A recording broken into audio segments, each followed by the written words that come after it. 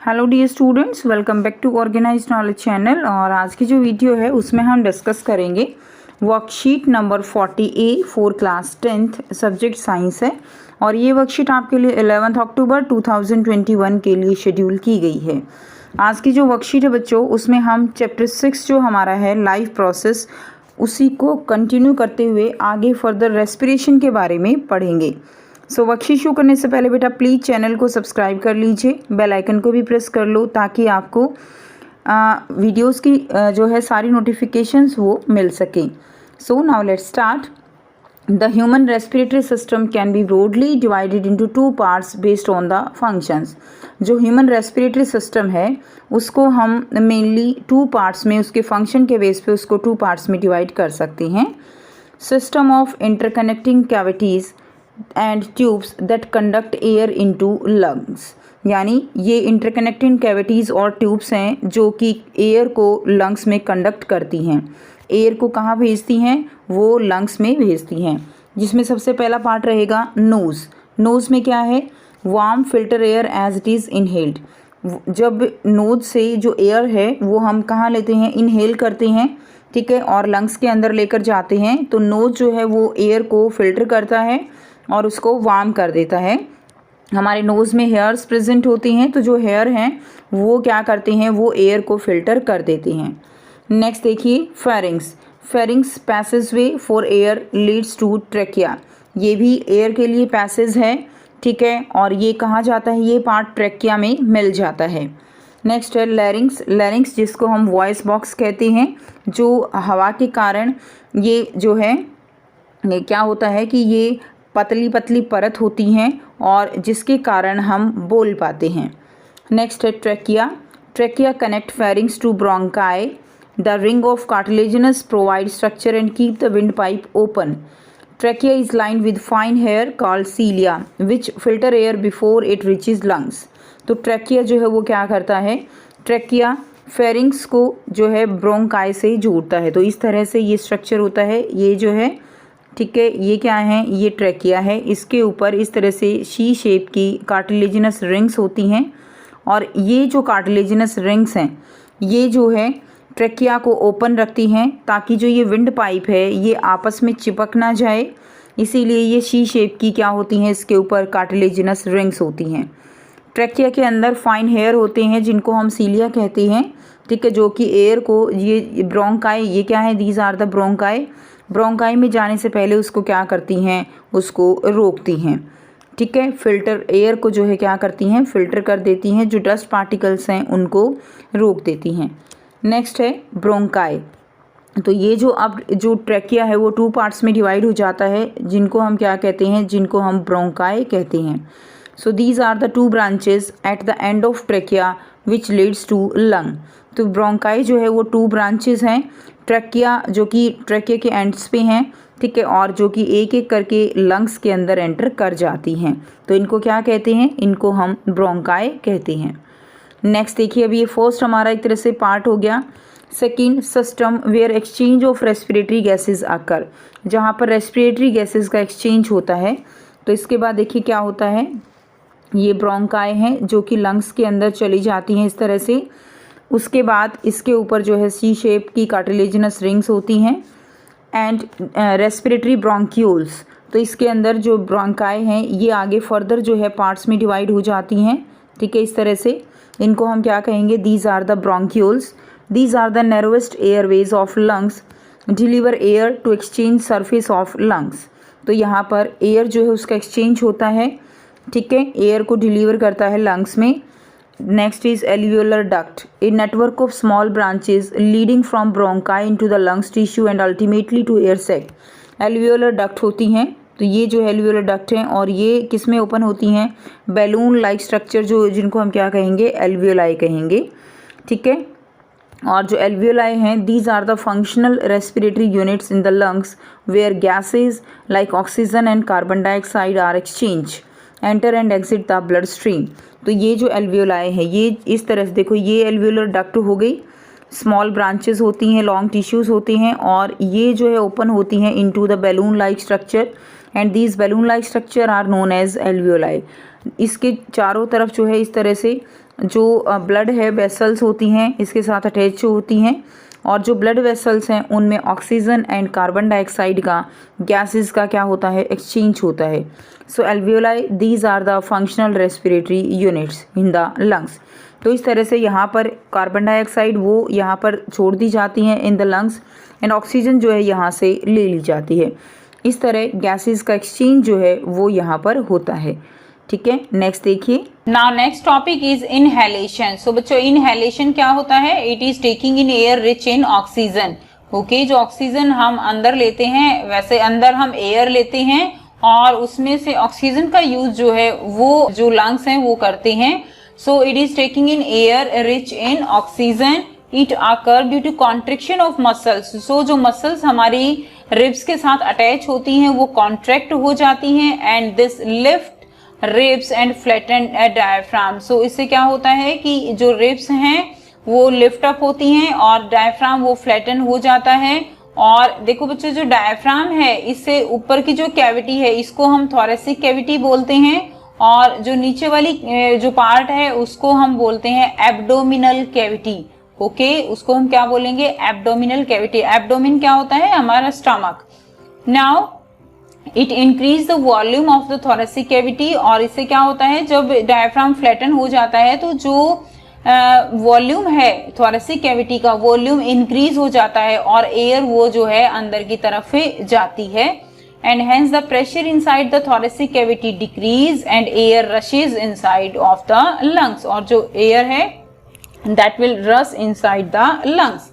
Now second is exhalation. Exhalation क्या होगा? That is the exit of air, and exhalation is expelling of air rich in carbon dioxide. So जो carbon dioxide air है वो जो है बाहर expel करती है। It occur due to the relaxation of muscles. Muscles relax होती हैं which are attached to ribs, and diaphragm become dome shape. तो diaphragm जो है कुछ इस तरह से dome shape हो जाता है, and this decrease the volume of thoracic cavity. Volume जो है ये देखिए आपको वैसे भी आप कंपैरिजन कर सकते हो, इसका वॉल्यूम ज्यादा है इसका वॉल्यूम कम है। Volume gate decrease and it will decrease the air pressure and expel air out of the lung. और जो कार्बन डाइऑक्साइड रिच जो एयर है that will get expel out.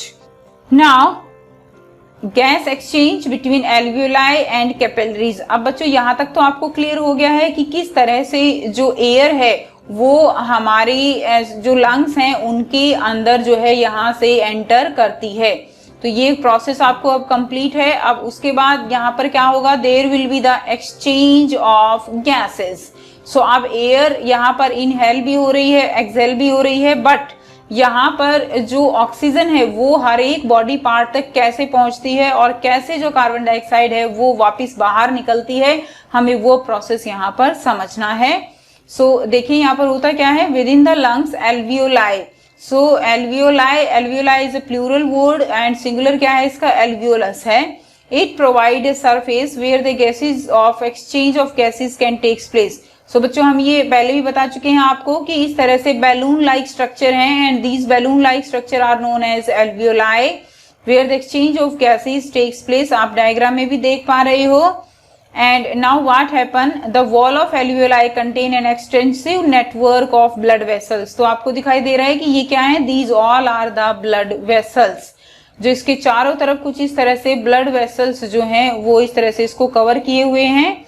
And the capillaries bring carbon dioxide rich blood from the rest of the body for release into the alveoli। तो बाकी जो भी यहाँ पर कार्बन डाइऑक्साइड है बॉडी में आफ्टर ऑक्सीडेशन ऑफ फूड, जो भी कार्बन डाइऑक्साइड निकलती है उसको जो ब्लड वेसल्स हैं वो उसको यहाँ पर लेकर आते हैं। ओके, आप एक बार फिर से यहाँ पर पढ़ सकते हो that the capillaries bring carbon dioxide rich blood from the rest of the body for release into the alveoli, and the oxygen in the alveolar air is taken up by blood in the alveolar blood vessels to be transported to all the cells in the body। और बच्चों जो इसके अंदर oxygen है, अब देखिए ये oxygen अंदर आ रही है। अब जो यहाँ पर ब्लड है, ब्लड के अंदर क्या है? ब्लड के अंदर है क्या? हीमोग्लोबिन।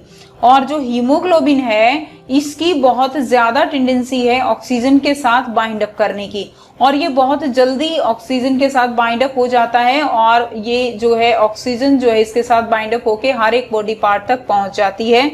इसी तरह यहाँ पर कार्बन डाइऑक्साइड जो ब्लड के अंदर है वो वापस यहाँ पर डिफ्यूज कर दी जाती है, क्योंकि एल्वियोलाई के अंदर कार्बन डाइऑक्साइड नहीं है, जो ब्लड है उसके अंदर उसकी कंसंट्रेशन ज्यादा है, जिसके कारण कार्बन डाइऑक्साइड वापस इसके अंदर डिफ्यूज कर दी जाती है और ऑक्सीजन को जो है ब्लड अपने साथ बाइंड अप कर लेता है। So when the body size of animal is large, the diffusion pressure alone can not take care of oxygen delivery to all parts of the body. So बच्चों अगर बॉडी का size जो है वो animals का अगर बहुत बड़ा है तो केवल डिफ्यूजन प्रोसेस ये जो है केवल कंप्लीट ऑक्सीजन डिलीवर नहीं कर सकता to all the parts of the body. So respiratory pigment take up oxygen from the air in the lungs. तो अभी मैंने आपको बताया रेस्पिरेटरी पिगमेंट क्या है, that is the haemoglobin, and this haemoglobin carry oxygen to all the tissues which are deficient in oxygen before releasing it. So in human being the respiratory pigment is hemoglobin, which has a very high affinity for oxygen, okay, and this is present in the red blood corpuscles. तो red blood corpuscles जो हैं उनमें hemoglobin present होता है। और students अगर hemoglobin ना हो तो आप देखिए कि जो ब्लड है उसको हमारे अगर हम अपने टो की बात करें, पैर का अंगूठा, वहां तक ब्लड पहुंचने में केवल डिफ्यूजन प्रोसेस से 3 इयर्स का टाइम लग जाएगा, ठीक है। और अब आप सोच सकते हो कि अब जो हीमोग्लोबिन के कारण जो ब्लड है वो कितनी जल्दी ट्रांसपोर्ट होता है, ऑक्सीजन हर एक सेल्स तक बहुत जल्दी जो है वो ट्रांसपोर्ट होती है, only due to the respiratory pigment haemoglobin, okay. So I hope students आपको अब ये कंसेप्ट बिल्कुल क्लियर है कि किस तरह से रेस्पिरेटरी प्रोसेस होता है, रेस्पिरेशन होता है बॉडी के अंदर, और कैसे कार्बन डाइऑक्साइड बाहर निकलती है। तो अब आप इजीली ये 3 क्वेश्चंस इनको सॉल्व कर सकते हो। तो आइए इनको हम 1 बाय 1 डिस्कस कर लेते हैं। फर्स्ट क्वेश्चन है students, what is the function of rings of cartilage. So function of rings of cartilage आपको बताना है। आपको बिल्कुल डायग्राम याद है कि कुछ इस तरह से C shape ring of cartilage trachea के ऊपर प्रेजेंट है। सो इनका क्या फंक्शन है, they prevent the trachea from collapsing during absence of air. Collapsing यानी एक दूसरे से चिपकते नहीं है in the absence of air, and also protected. These rings stabilize the trachea and keep it rigid. Okay, trachea को stabilize करते हैं and इसको rigid रखते हैं, while allowing the trachea to expand in length when the person breathe. Okay, so जब सांस लेते हैं तो trachea की जो मूवमेंट होती है वो भी rings of cartilage से possible हो पाती है। And what is cartilage? Cartilage is strong but flexible tissue. Next question number 2 is, how is oxygen transported in large multicellular organisms like humans? So how is oxygen transported? Hemoglobin, that is a respiratory pigment. So hemoglobin have maximum binding capacity with oxygen, and 97% oxygen get transport by the hemoglobin. Okay, 97% oxygen transport होती है by hemoglobin, and some oxygen get dissolved in plasma and get transported. So कुछ oxygen जो है वो plasma में dissolve होती है जहां से वो ट्रांसपोर्ट होती है। नेक्स्ट क्वेश्चन है बच्चों, question number 3 is, explain the movement of diaphragm during inhalation and exhalation. So आपको बच्चों मूवमेंट बतानी है डायफ्राम की कैसे होती है ड्यूरिंग इनहेलेशन एंड एक्सहेलेशन। तो देखिए इनहेलेशन के टाइम पे क्या होगा, it is taking in air rich in oxygen, it occur due to the contraction of muscles attach to ribs. ये वैसे हम डिस्कस कर चुके हैं, वही आंसर है आपका। The lift this lift ribs and flatten diaphragm. Diaphragm क्या हो जाता है ड्यूरिंग इनहेलेशन, फ्लैटन हो जाता है, and which increase the volume of thoracic cavity, and hence the pressure inside the thoracic cavity decrease and air rushes inside of the lungs. Exhalation में क्या होगा, it is the expelling of air rich in carbon dioxide, and it occurs due to the relaxation of muscles attached to ribs and a diaphragm, and the diaphragm become dome shaped, and this decrease the volume of thoracic cavity and decrease air pressure and expel air out of the lungs. तो ये simple process जो है inhalation और exhalation के time पे होता है। सो I hope student आपको कंसेप्ट क्लियर है, और अगर वीडियो अच्छी लगी तो लाइक शेयर जरूर कीजिए। कोई प्रॉब्लम है तो कमेंट करके पूछ सकते हो, और वीडियो अच्छी लगती है तो चैनल को सब्सक्राइब कीजिए और बेल आइकन भी प्रेस कर लीजिए ताकि हर वीडियो की नोटिफिकेशन आप सब बच्चों को मिलती रहे। And thanks for watching.